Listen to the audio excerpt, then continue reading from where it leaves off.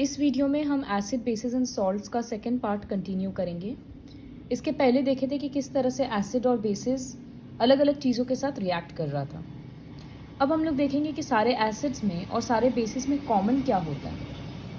जैसे ये एक एक्टिविटी है, इसमें ये स्विच देने पर ये बल्ब तभी ग्लो करेगा जब यहाँ से यहाँ इलेक्ट्रिसिटी पहुँच पाएगा, क्योंकि यहाँ पर तो गैप है ना, कोई वायर तो है नहीं।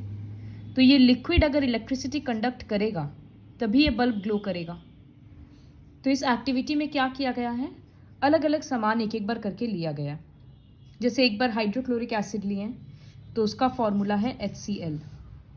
एक बार ग्लूकोज लिए हैं तो C6H12O6। इसी तरह से एक बार सल्फ्यूरिक एसिड लिया गया है H2SO4। एक बार अल्कोहल लिए हैं तो सपोज एक अल्कोहल है C2H5OH। ये एक टाइप का अल्कोहल होता है, इथानॉल। तो जब हम लोग ये चार चीज़ लिए हैं, हम देखेंगे कि सिर्फ HCl और H2SO4 के केस में ये बल्ब ग्लो करेगा। इसका मतलब बाकी का ये दोनों जो है, ग्लूकोज और अल्कोहल, ये दोनों इलेक्ट्रिसिटी कंडक्ट नहीं करता। लेकिन यहाँ पर हाइड्रोजन तो सबके पास है।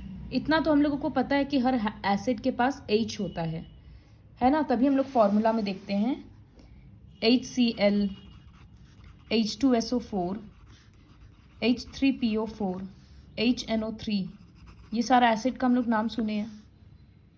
तो सारे एसिड के पास कॉमन क्या होता है, हाइड्रोजन आयंस,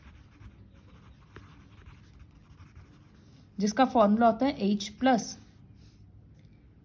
तो अगर सारे एसिड में ऐसे H था, ग्लूकोज में भी तो है, फिर अल्कोहल में भी तो है, तो फिर ये इलेक्ट्रिसिटी क्यों नहीं कंडक्ट किया?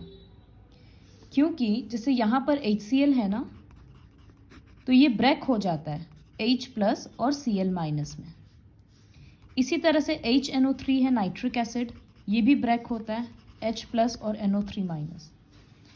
H2SO4 भी ब्रेक होता है H+ और SO4 2-। इसी तरह से सारा एसिड ब्रेक होकर क्या देता है, डिसोसिएट होकर क्या दे रहा है, सब में कॉमन क्या है, हाइड्रोजन आयंस। तो इवन दो यहाँ पर हाइड्रोजन है, लेकिन वो ब्रेक होकर H+ आयन नहीं रिलीज करता है। इसी वजह से these are not acids. So the substance or the chemical which releases hydrogen ions upon dissociating are called acids. So what do all acids have in common? All acids have hydrogen ions in common. उसी तरह से अगर हम basis का example लें, ये already class 7-8 में पढ़ा हुआ है।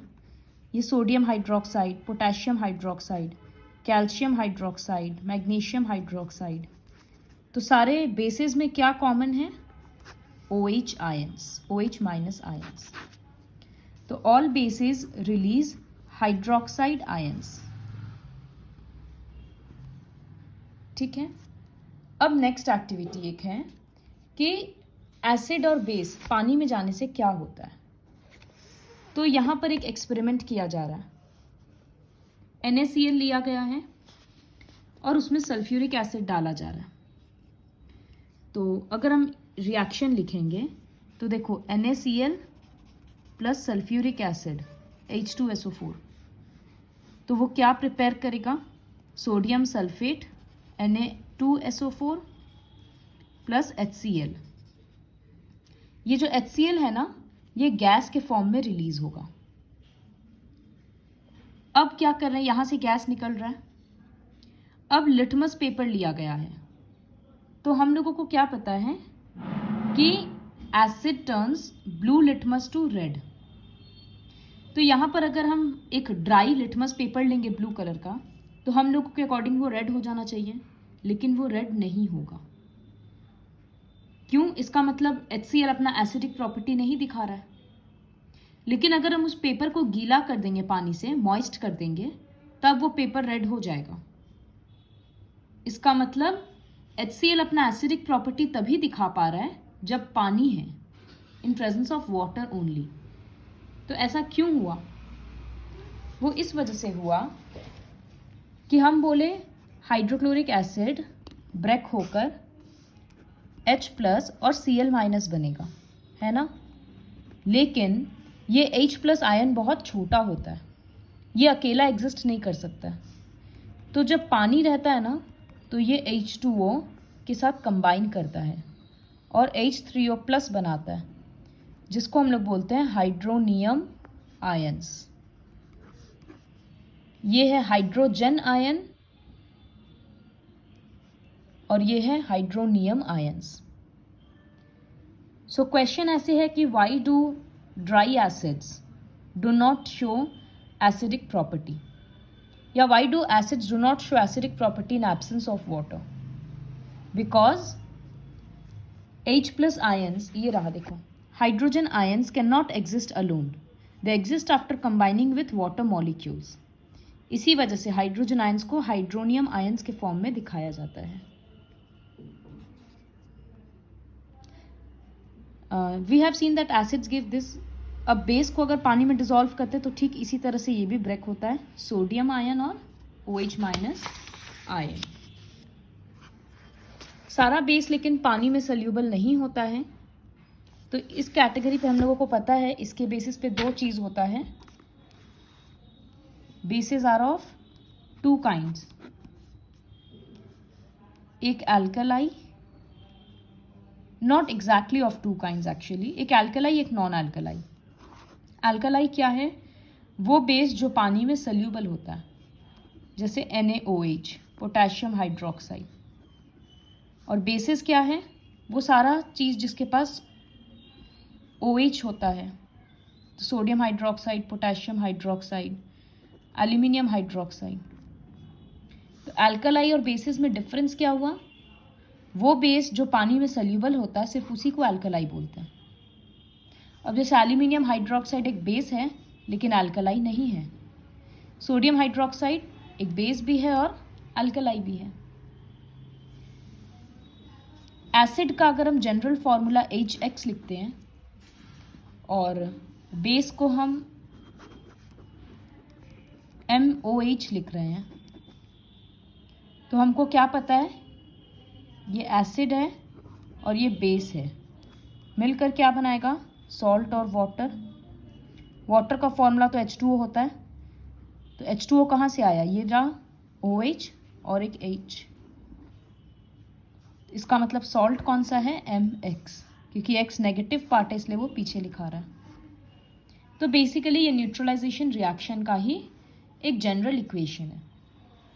जैसे अगर हम देते हैं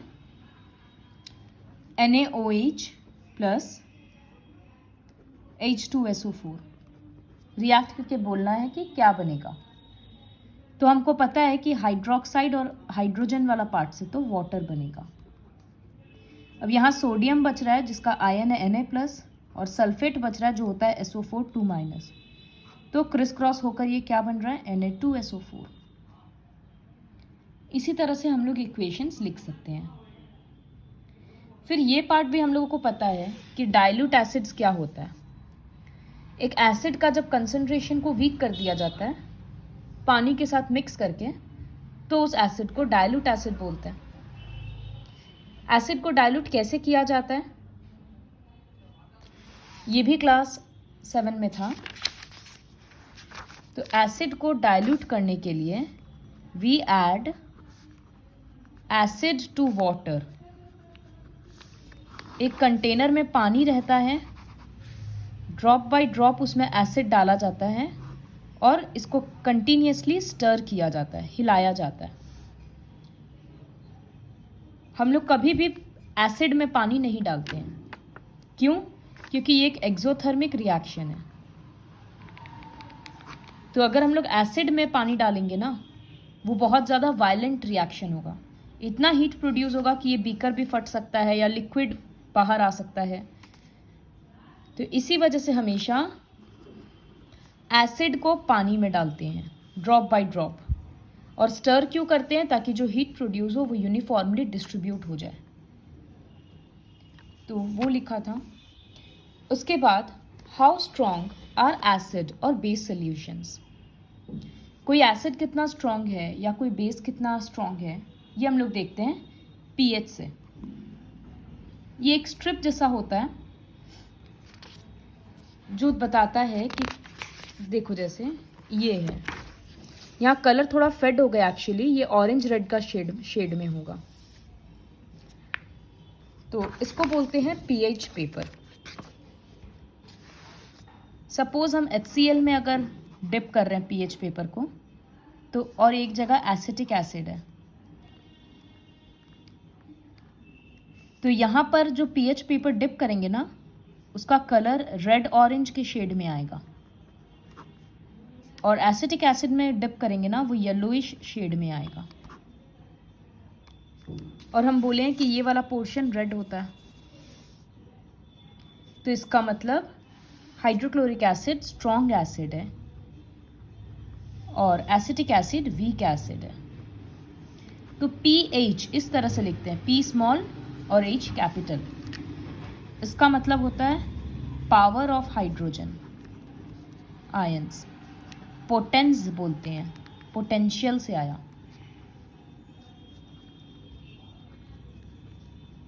1 to 7 के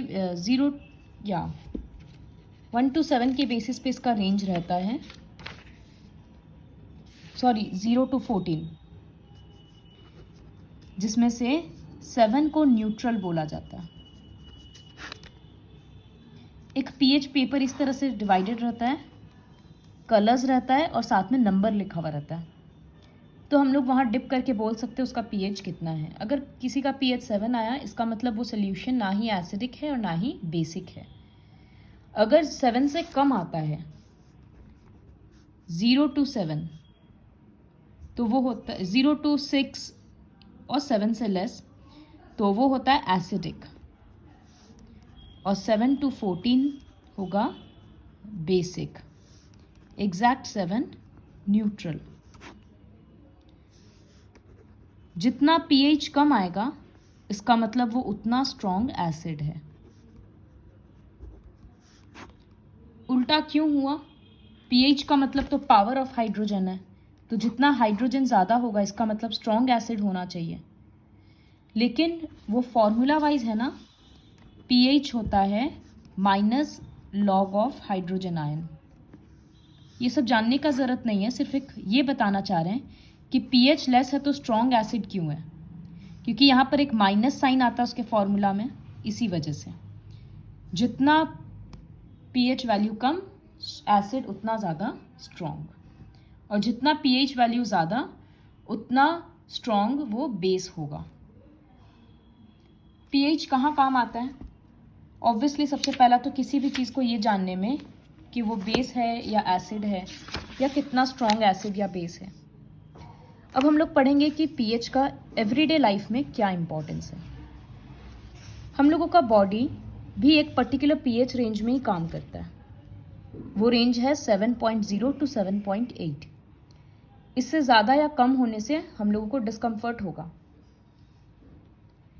पीएच ऑफ रेन वाटर अगर 5.6 से कम हो जाता है तो हम लोग उसको एसिड रेन बोलते हैं।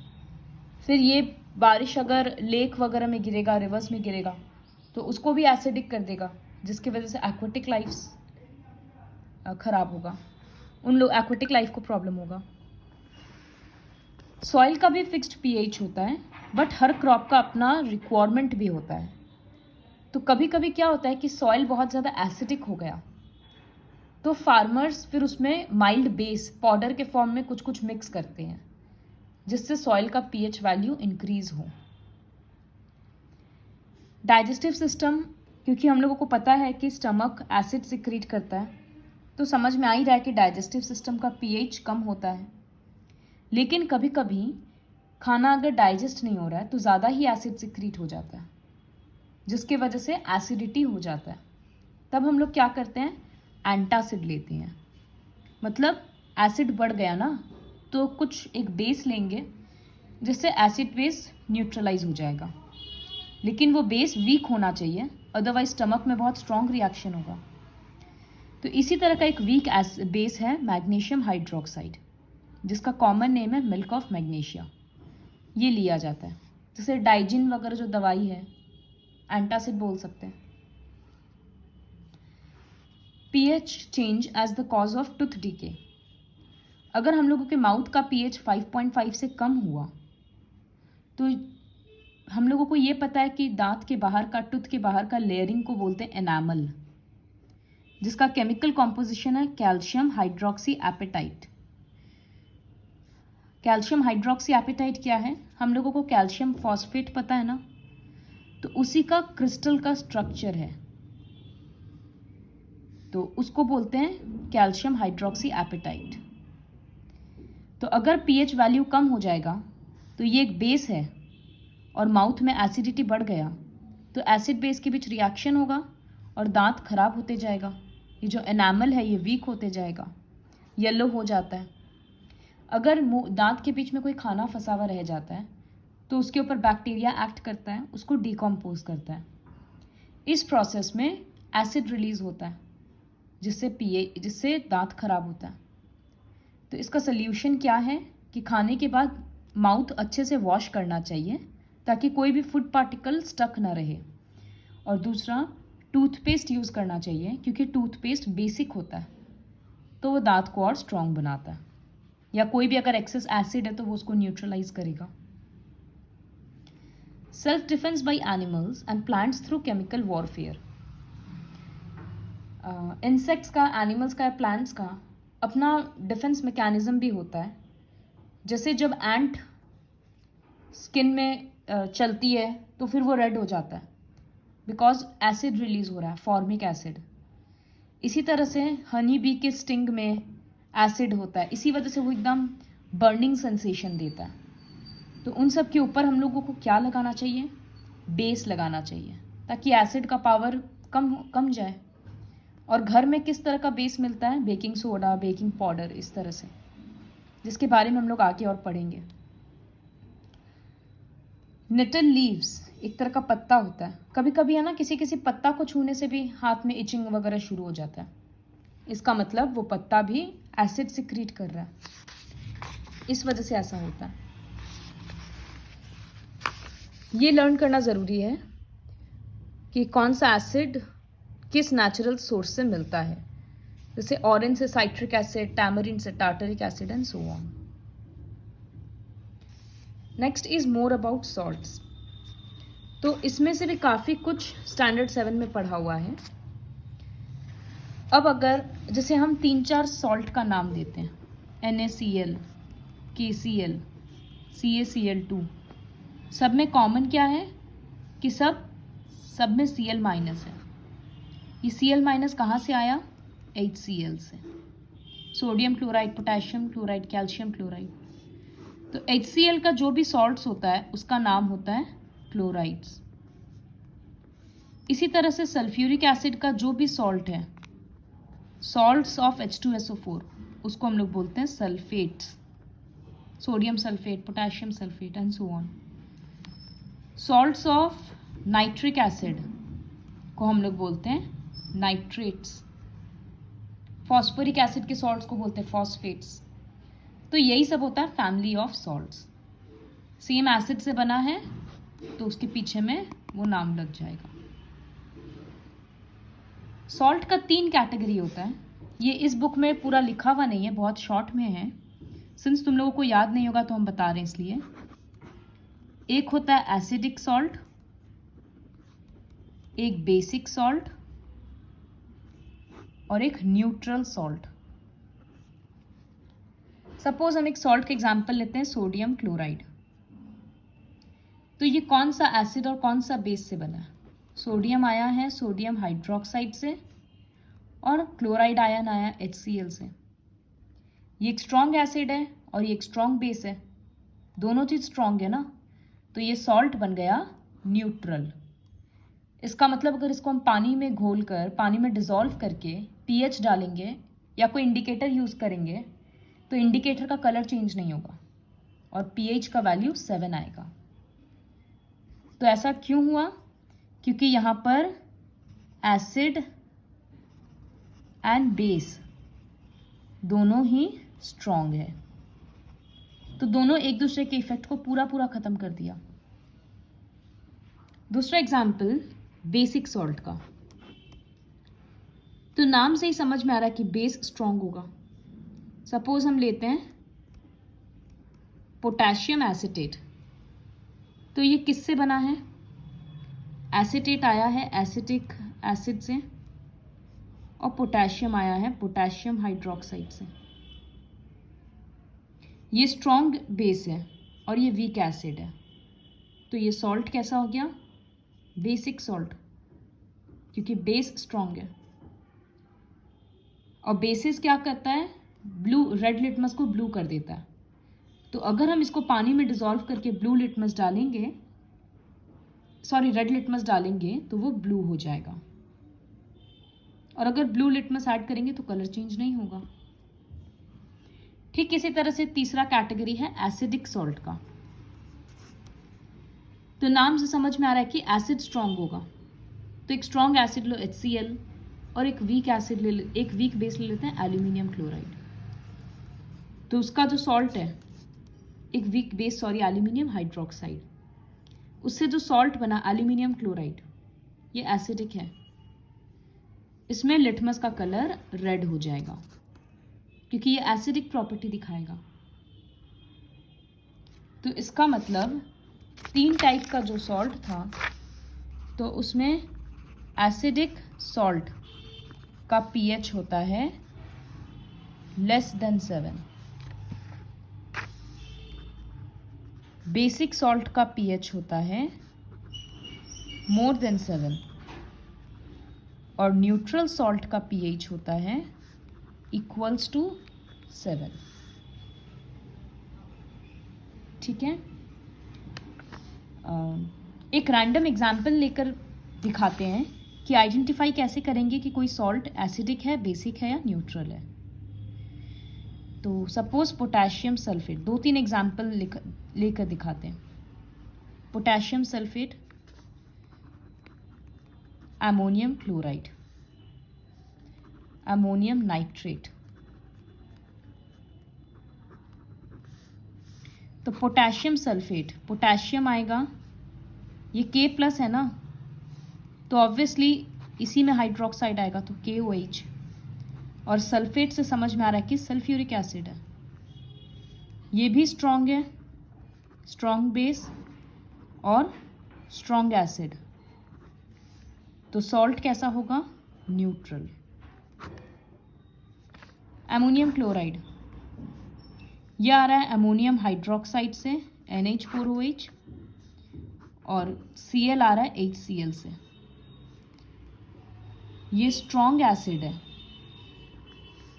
और ये वीक बेस है। बेस वीक है, एसिड स्ट्रॉन्ग है, तो ये हो गया एसिडिक सॉल्ट। ठीक इसी तरह से अमोनियम नाइट्रेट, NO3 है, इसका मतलब नाइट्रिक एसिड है,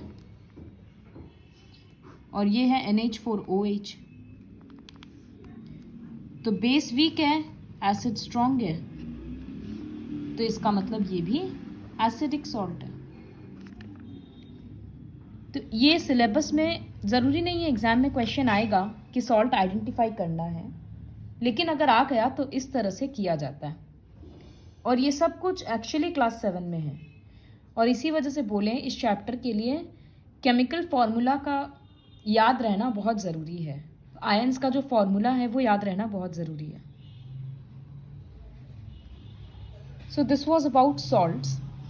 अब हम लोग कॉमन सॉल्ट किसको बोलते हैं? NaCl को, क्योंकि वो बहुत ज़्यादा इम्पॉर्टेंट है। टेबल सॉल्ट भी है, जो हम लोग खाने में नमक लेते हैं, वो सोडियम क्लोराइड ही है। कहाँ से मिलता है? सी वाटर से मिलता है। तो सी वाटर जब सूख जाता है तो सॉल्ट का बड़ा बड़ा क्रिस्टल्स रह जाता है, और इसमें बहुत सारा इम्प्योरिटीज़ भी होता है, जिसकी वजह से ये ब्राउन कलर का होता है। इसको बोलते हैं रॉक सॉल्ट। फिर इसको साफ करके कॉमन सॉल्ट उसमें से निकाला जाता है। ये रहा यहाँ पर लिखा हुआ है। अब ये कॉमन सॉल्ट इतना इम्पॉर्टेंट क्यों है? क्योंकि इससे बहुत सारा प्रोडक्ट बनता है, जिसका हर एक प्रोडक्ट का इम्पोर्टेंस है। कैसे बनता है? ये जो रिएक्शन है ये बहुत इम्पॉर्टेंट है। तो सोडियम क्लोराइड को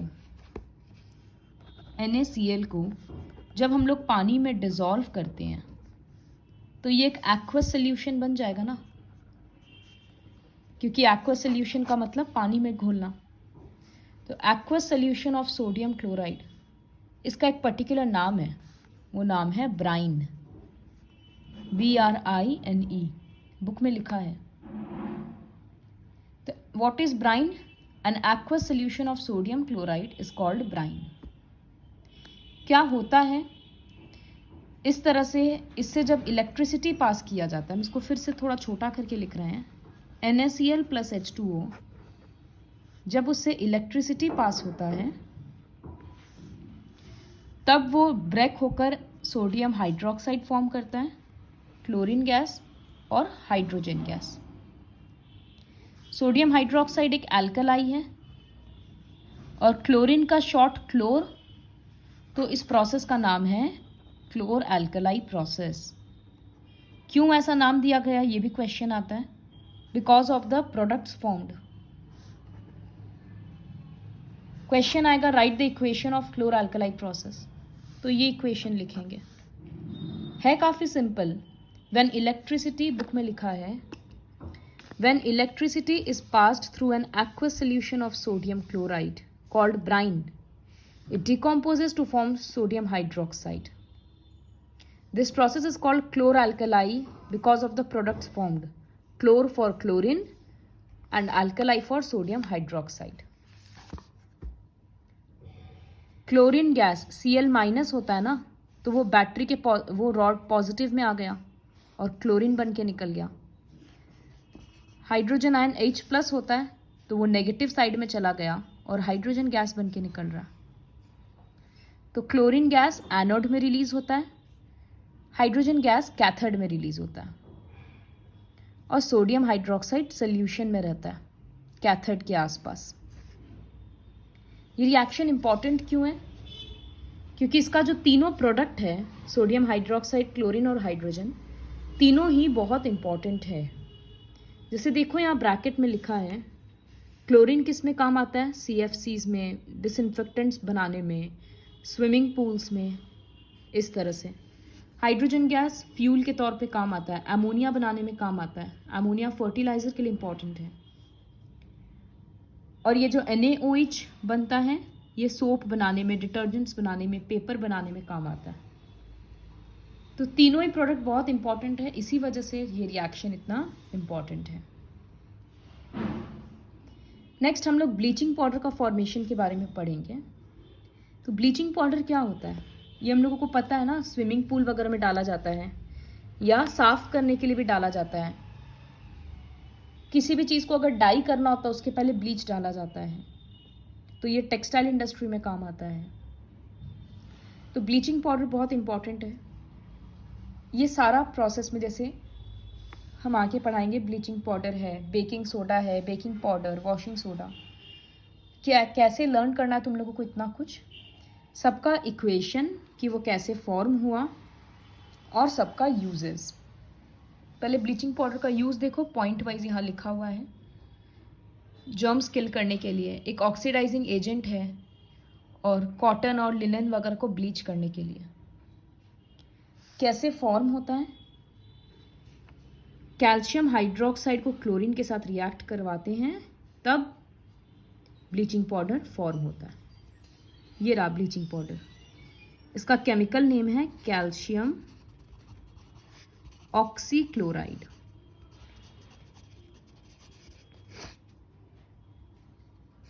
ठीक है, तो इसमें सिर्फ इक्वेशंस लर्न करना पड़ेगा और कोई ऑप्शन नहीं है। Next is baking soda. तो देखो यहाँ क्लोरीन फॉर्म हुआ था, वो आया ना ब्लीचिंग पाउडर बनाने में काम। अब यहाँ सोडियम हाइड्रोक्साइड फॉर्म हुआ है, वो बेकिंग सोडा बनाने में काम आएगा। तो बेकिंग सोडा किस तरह से बन रहा है देखो, सॉरी वो दूसरा चीज़ बोल दी है। एनी हाउ बेकिंग सोडा का फॉर्मेशन देखो, sodium chloride with water, carbon dioxide and ammonia. इसमें कोई ऑप्शन नहीं है, इक्वेशंस लर्न करना ही होगा। ये सारा रॉ मटेरियल को जब ऐड किया जाता है तो उससे अमोनियम क्लोराइड बनता है और sodium hydrogen carbonate.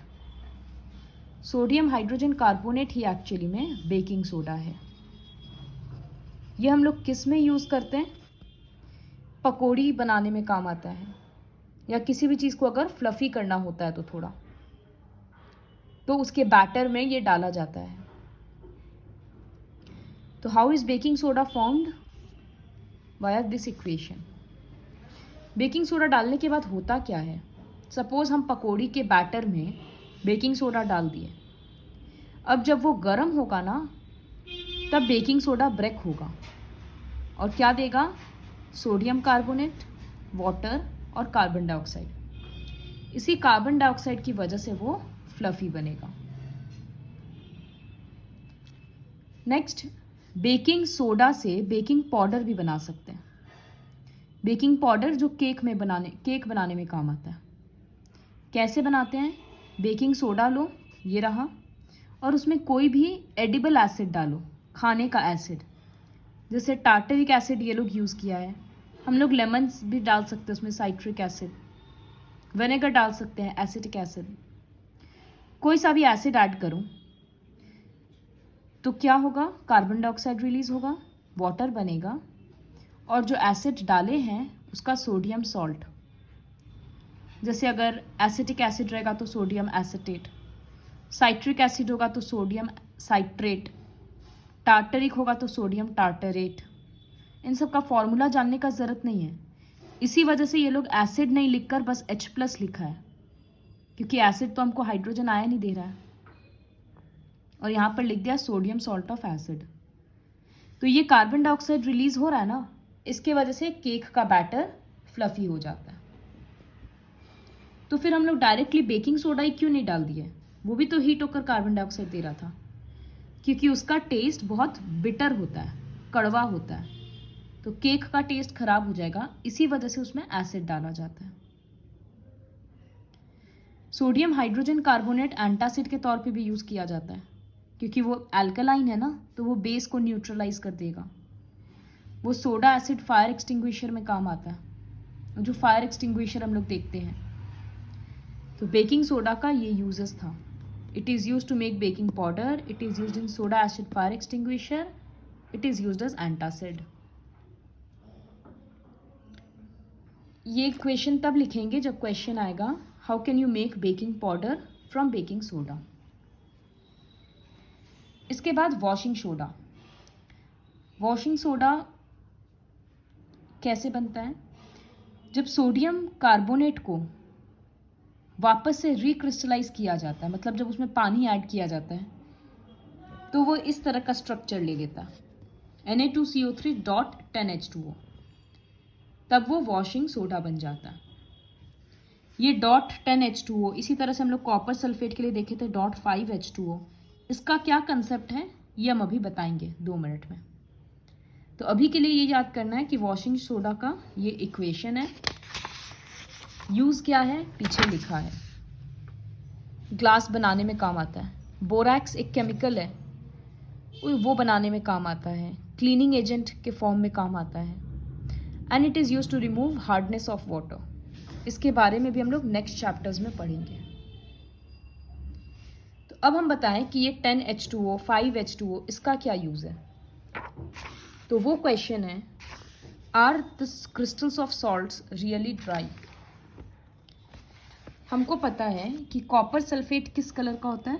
Blue colour का होता है। कॉपर सल्फेट को हम लोग लिखते हैं CuSO4। तो एक्चुअली वो सिर्फ CuSO4 नहीं होता, उसके साथ में होता है .5H2O। ये है पूरा कॉपर सल्फेट। इसका मतलब क्या है कि एक कॉपर सल्फेट के क्रिस्टल में one copper sulphate crystal has 5 water molecules। एक क्रिस्टल में 5 वाटर मॉलिक्यूल्स ट्रैप्ड है और इसी वजह से वो ब्लू कलर दे रहा है। जब हम लोग हीट करेंगे तो ये वाटर एवापोरेट हो जाएगा, तो वो CuSO4 प्लस 5H2O बनेगा। क्रिस्टल से पानी निकल गया तो वो कलरलेस हो जाता है। इसी तरह से सब चीज, इसको बोलते हैं water of crystallisation. Calcium sulphate में 2H2O होता है, सोडियम कार्बोनेट में अभी देखें 10H2O है। तो what is water of crystallisation? It is the fixed number of water molecules present in one formula unit of a salt. और ये क्या काम करता है? ये क्रिस्टल को कलर देता है। अगर हम लोग वापस इसमें पानी ऐड कर देंगे, जैसे अभी ड्राई किए तो कलर चला गया, वापस पानी देंगे तो वापस कलर आ जाएगा। इसका एक स्पेशल एग्जांपल है प्लास्टर ऑफ पेरिस, जो डॉक्टर्स लगाते हैं ना, अगर फ्रैक्चर हो जाता है तो पूरा वो कास्ट जो बनाते हैं, या फिर घर में फॉल्स सीलिंग बनता है, वो इन सब से बनता है। पूजा पंडाल वगैरह में होता है। तो क्या होता है? कैल्शियम सल्फेट .12H2O, इसको बोलते हैं plaster of Paris, POP। Doctor लोग या कोई भी क्या करता है, इसमें पानी मिलाता है प्लस H2O, वो मिलने से बन जाता है कैल्शियम सल्फेट .2H2O। ये वाइट कलर का हो जाता है और बहुत हार्ड हो जाता है। इसका नाम है जिप्सम, कॉमन नेम है जिप्सम। तो प्लास्टर ऑफ पेरिस में जब पानी ऐड करते हैं, add water, then it becomes gypsum. ये पाउडर है, POP पाउडर होता है और जिप्सम हार्ड होता है। तो ऑन हीट, और इसको अगर हीट करेंगे तो पानी चला जाएगा वापस से। तो on heating gypsum it loses water molecules and become calcium sulphate hemihydrate. Hemi क्यों बोला है? क्योंकि आधा मॉलिक्यूल है, जिसको POP बोलते हैं। ये फ्रैक्चर्ड बोन्स को ठीक पोजीशन में रखने में काम आता है, फॉल सीलिंग में काम आता है, टॉयज बनाने में काम आता है, डेकोरेशन में काम आता है। इस तरह से ये इक्वेशन है। So this is all about the chapter acid, basis and salts. इसमें लर्न करने का बहुत है, बहुत केमिकल इक्वेशंस लर्न करना है, जो लिख लिख के प्रैक्टिस करना होगा।